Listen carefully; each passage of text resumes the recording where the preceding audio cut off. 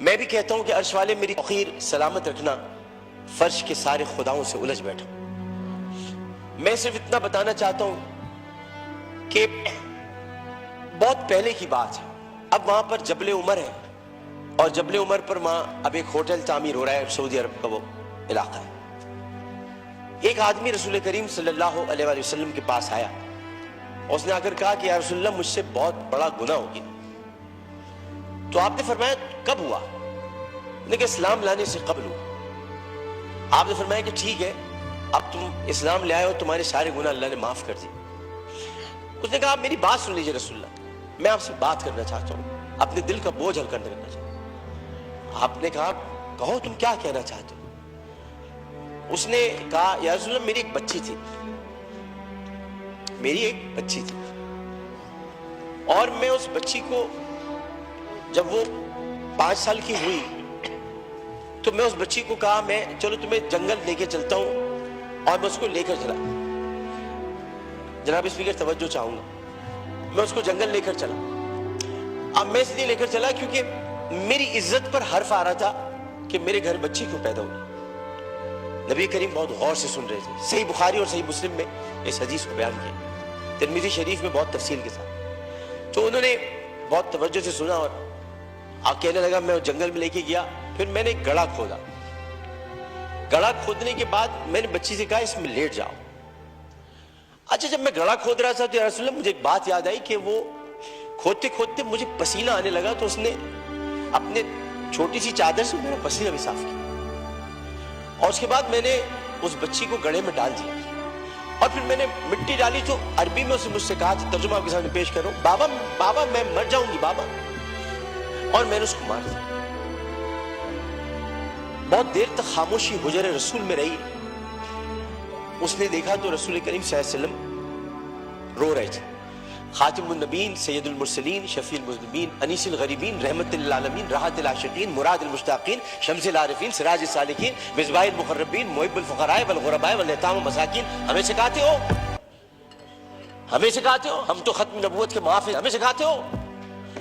سید الثقلین، نبی الحرمین، امام القبلتین، وسیلتنا فی الدارین، صاحب قاب قوسین، محبوب رب المشرقین ورب المغربین، جد الحسن والحسین، مولانا مولا الثقلین، ابی القاسم محمد بن عبداللہ۔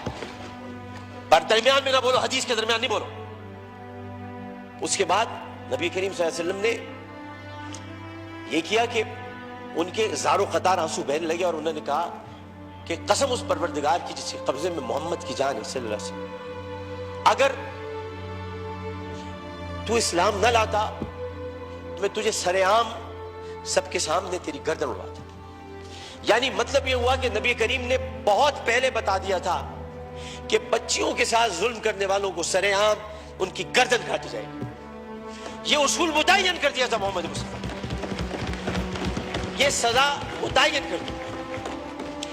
ظلم کرنے والا جناب اسپیکر کوئی صنف نہیں رکھتا، خدا کے لیے اسے مرد نہ کہے، خدا کے لیے اسے عورت نہ کہے۔ ظالم کی صنف نہیں ہوتی، ظالم کی صنف نہیں ہوتی، ظالم نہ مرد ہوتا ہے، ظالم کو مرد نہیں کہتے۔ میرے بھائی نے کہا ہے فیصل بانڈے نے میں نامرد بنا دوں گا، ارے وہ تو ہے ہی نامرد، جو عورتوں کی عزت لوٹتے انہیں کیا نامرد بناؤ، وہ تو ہے ہی نامرد۔ ہم ظالم کی صنف مقرر کر کے معاشرے کو پھر تقسیم کرتے ہیں۔ ہمیں کسی کی صنف مقرر نہیں کرنی، ہمیں صرف اور صرف قرآن اور سنت کے مطابق ان سزاؤں کا احیا کرنا ہے جن کی ضرورت ہے۔ بحث ہمیں یہ کرنی ہے کہ انسانیت کی تزلیل ہوئی، بحث ہمیں یہ کرنی ہے کہ ہم کیا کر رہے ہیں، بحث ہمیں یہ کرنی ہے کہ اگر ہم ریاست مدینہ کے دعوے دار ہیں تو ریاست مدینہ میں اگر ایسا واقعہ ہوتا تو ہم کیا کرتے۔ ہمیں یہ کرنا ہے، ہمیں قانون سازی کرنی ہے، ہمیں اسمبلی میں بیٹھ کر اس معاملے کو مل جل کر حل کرنا ہے۔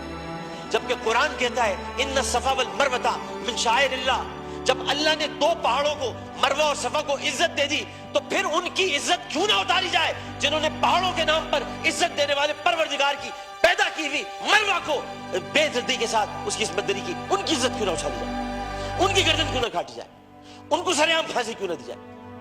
جناب اسپیکر، میں آپ سے صرف یہ بات کہنا چاہتا ہوں، میں شکریہ ادا کرتا ہوں اپوزیشن بینچز کا بھی، میں شکریہ ادا کرتا ہوں اپنی پارٹی کا بھی، میں سب کا شکریہ ادا کرتا ہوں کہ جو اس وقت اس درد کو سمجھ رہے ہیں, جو درد کو سمجھ کر بات کر رہے ہیں, اور جو نہیں چاہتے کہ اس وقت سیاست ہو. ہم میں سے کوئی نہیں چاہتا, اور جو ان باتوں پر سیاست کرے گا معذرت کے ساتھ, پھر وہ سیاست کر رہا ہے, عبادت نہیں کر رہا. وہ عبادت نہیں کر رہا. یہ اس وقت عبادت کا مرحلہ ہے, اور عبادت صرف 5 وقت پروردگار کے سامنے سر جھکانے کا نام نہیں ہے. عبادت ظالم و جابر حاکم کے سامنے کلمہ حق کہنا بھی ہے, اور عبادت اپنی جگہ پر رہتے ہوئے جب اللہ تعالیٰ نے قوت گویائی عطا کی ہے, اور 5 سوالات جب حشر میں کیے جائیں گے, کہاں سے کمایا تھا, کیسے کمایا تھا, جوانی کہاں گزاری, بولنے کا علم دیا تو بولے کہ نہیں بولے, ما کنت تقول فی ھذا الرجل, اس رسول کے بارے میں تمہارا کیا خیال ہے, کیا جانتے ہو, اس وقت ہماری زبانیں گم ہو کر نہ رہ جائے. اس لیے ہمیں اپنی اپنی جگہ پر رہتے ہوئے اس کو عبادت سمجھ کر اپنا حق ادا کرنا ہے. میں اتنا کہنا چاہوں گا آخر میں, جناب اسپیکر, میں اس ایوان سے ہاتھ جوڑ کر مطالبہ کرتا ہوں, بحیثیت ان کا ساتھی, بحیثیت رکن قومی اسمبلی, انہی کا ساتھی, انہی کا بھائی ہوں, اپنی بہنوں کا بھائی ہوں, اپنے جو ہمارے اپوزیشن والے ان کی بہنوں کا بھائی ہوں, صرف اتنا کہنا چاہتا ہوں کہ اس اسمبلی میں ہم پتہ نہیں کب رہے, کب تک رہے, کیا رہے, ہمیں نہیں پتا, لیکن ہم جتنے دن بھی رہے, یہ اسمبلی ایک تاریخ بن جائے کہ ہم نے, یہ اسمبلی نے قرارداد منظور کی تھی اور بل بنایا تھا کہ بچیوں کو میں ہر قتل کی بات ہے, بچیوں کی عصمت دری کرنے والوں کو سزائے موت دی جائے. شکریہ جناب.